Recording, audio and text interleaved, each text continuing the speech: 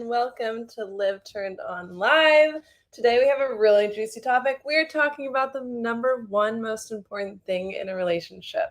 So let me know if you are here live. Let's see. Okay. Cool. So this is what we're talking about today. I'm really excited about this topic because it's just been an important thing for me to learn in relationships, to be honest. And here's the thing, is that I have been through multiple relationships and I am in a really amazing relationship now. We are married. We've been together for 9 years. And I'm going to tell you, it took me a long time to learn this, but when I did, it made all the difference. And it brought me into the relationship that I'm in today. So the number one most important thing in a relationship is you. You are the most important thing. You knowing who you are is the most important thing in a relationship. There has been so many stories of friends and friends of friends that I have heard time and time again where the two people in a relationship, and then one day they said that this one person just woke up and just had like an aha moment and it was like ended the relationship. And have you ever heard anyone say like, we never saw this coming? We never saw this coming. I don't know how, like, why he did this or why he ended the relationship, and I don't know where it came from. This often comes from people who are not checked in with themselves, do not know who they are, and they finally get some space to hear themselves and they realize, whoa, wait a second. This is not the relationship for me. This is not lining up with what I want, what I need. And so you think it comes out of like left field, but it doesn't. It's been a long time coming. And this is why it's so important to practice self-discovery, practice this, what I call the self-seduction practice, is seducing yourself, discovering yourself, being curious about yourself, because you are the most important part of the relationship. To have a healthy relationship, you need to have two whole people. I hate a lot of these like cliche relationship phrases that say, you are my better half, you are my other half. You are not half a person, We have our whole bodies, our whole selves. Or are you saying that you were just not a whole person before you met this other person? And you wonder why we have a lot of codependency going on in our relationships when we say these things, because you're literally saying that I am not complete without someone else. And that can lend to a lot of toxic relationships. But today we're talking about your part in the relationship. When you can come to a relationship as a whole person, very aware of who you are, what you want, and what you need, the relationship has all the potential to be the best that it can be. But without you taking time aside to know who you are, the relationship is going to be so limited and it will fail eventually. It's not sustainable to go into a relationship pretending like you are one person. It's not sustainable to go into a relationship not knowing who you are, because eventually you're going to have this realization and things aren't going to line up. You owe it to yourself and you owe it to your partner and you owe it to the relationship that you two have or can have or will have to know yourself. And so today I wanted to talk about some of my self-discovery practices. Today on my Instagram, I said that I'm basically a self-discovery expert, and I absolutely am. I think it's really important to understand who you are without everyone else's voices around you. Who are you? Like, not who society tells you are, not who your family thinks you are, not who you were even 10 years ago, 5 years ago, a month ago. You are constantly changing. You have full permission to be who you need to be, to be who you want to be. And I think a lot of life is about us shedding these layers of what society has made us think about ourselves, shedding these layers of who our parents told us we are. There's a lot of things that happen in life. There's a lot of experiences we go through and we kind of just pack on layers.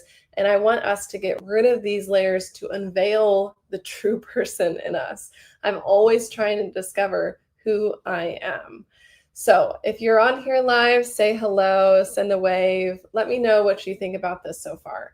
So I am Erin Cayley. I have Live Turned On Movement. I'm leading the Live Turned On Movement.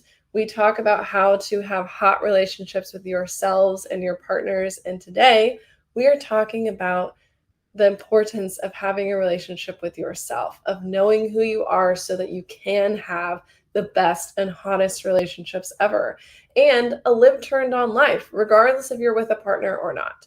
So that's what we're talking about today. I want to share a few ways that I check in with myself so that you can apply this to your life. And this is something that you can do today. It's something that you can put on your schedule for this week. I want you to put time aside for yourself, as important as it is a dentist appointment. I'm just saying dentist appointment because I have one of those coming up. And I want you to treat it as an appointment. It's just as important as brushing your teeth every day, is that you need to put aside time for yourself, alone time, solo time. Okay, now before you jump and say, well, yeah, that's great, I would love to catch up and binge on that Netflix series. No, that's not what I'm talking about. I don't want you having, when I'm talking about taking time alone, I want you to take time that is not intaking more information. So this means not Netflix, not watching YouTube, me even. Don't be watching me during your alone time. I want you to put time aside for yourself where you're not taking in information, you're not reading anything, listening to anything. It's just time with you to hear your own voice. If you don't give yourself space to hear your own voice, this is where you can just float through. Like you're in the passenger seat of your life. You're just going along with the motions of things. You're not checked in. You're not plugged in. You're just jumping from lily pad to lily pad. I don't know where that analogy came from, but we're running with it. Okay. So this is the whole thing. If you're not taking time to check in with yourself, you end up giving your reins to someone else to take you along for a ride. And that's not living turned on. And that's going to get you in trouble eventually, because eventually you will realize that, whoa, wait a second, this isn't me. This isn't what I want. And then this is where things come out of left field. They're a long time coming. It never comes out of left field. It's coming right now, and it's just building up in the background while you're just ignoring and just running around with your life because you think that you can just trick everyone. You can't trick yourself and you can't trick your partner. It's just not sustainable. So we take time for ourselves. Ideally, I would love for you to schedule this every week, every day.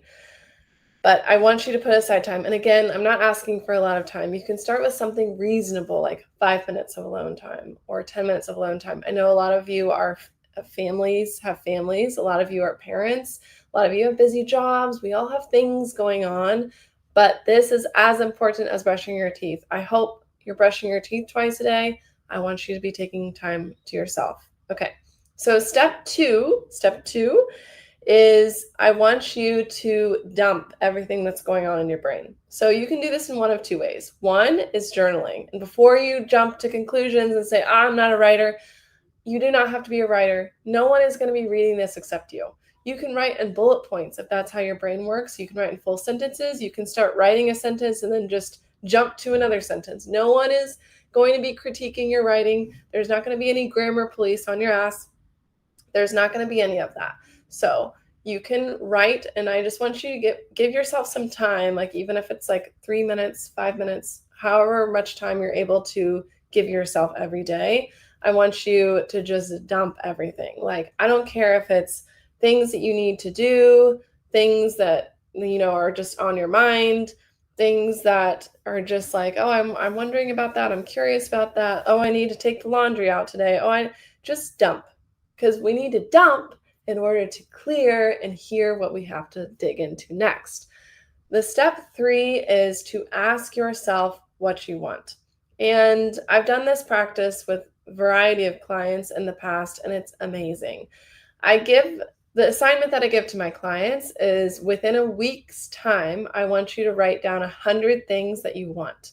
This is a big undertaking in one setting, which is like why I like to just give it a week deadline, because I want you to push. Like, you need to push yourself and pull things out of yourself, like extract from yourself.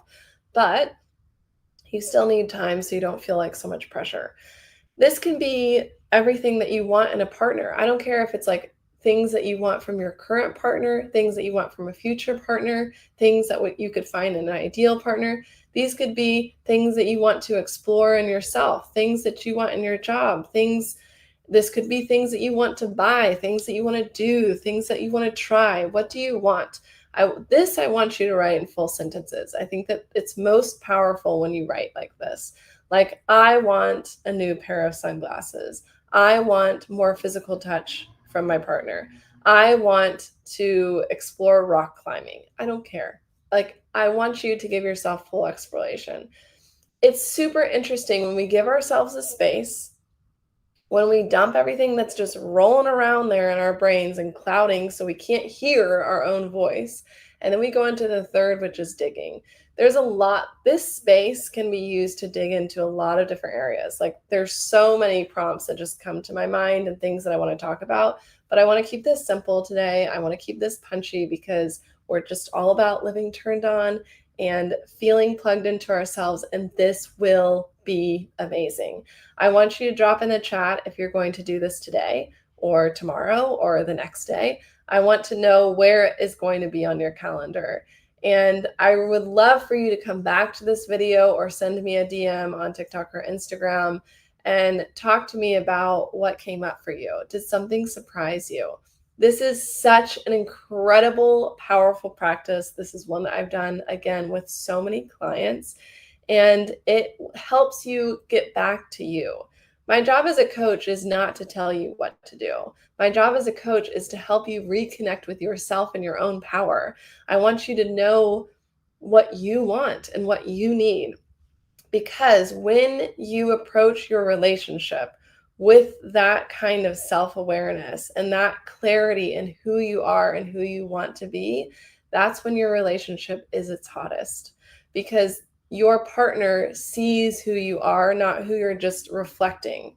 You're not some sort of ghost or reflection of everything else that's happening around you.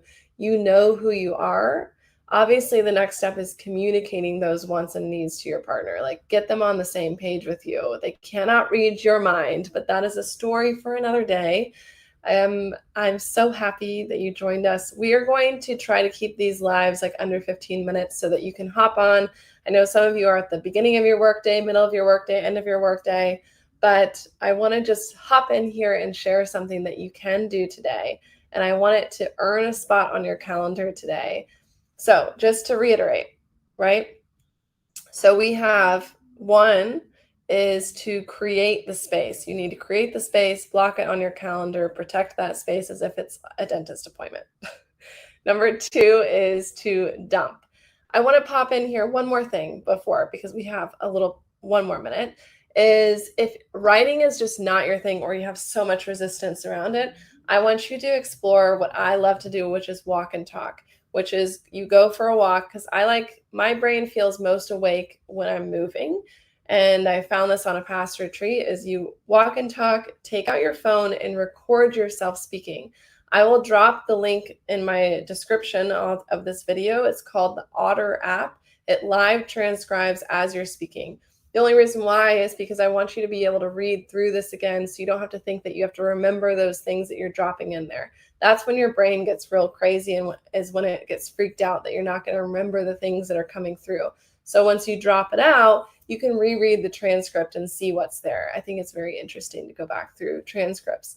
So go for a walk, take out your phone, push record, walk and talk, and you can just do your mind dump that way if you're just not wanting to write at all or take a pen to a piece of paper. So that's number two. And number three is I want you to start writing a desire list. You can write this on a physical piece of paper. You can put it on your memos app on your phone. Whatever feels right, whatever feels super juicy and turned on to you, do it. So I would love to hear what you think about today. Thank you so much for joining us for Live Turned On. Please join us next Tuesday. We are going live here every Tuesday at 11 a.m. EST. I would appreciate you popping in the chat, jumping in the comments, and letting me know how this was for you today. Thank you for joining me, and I will see you next week.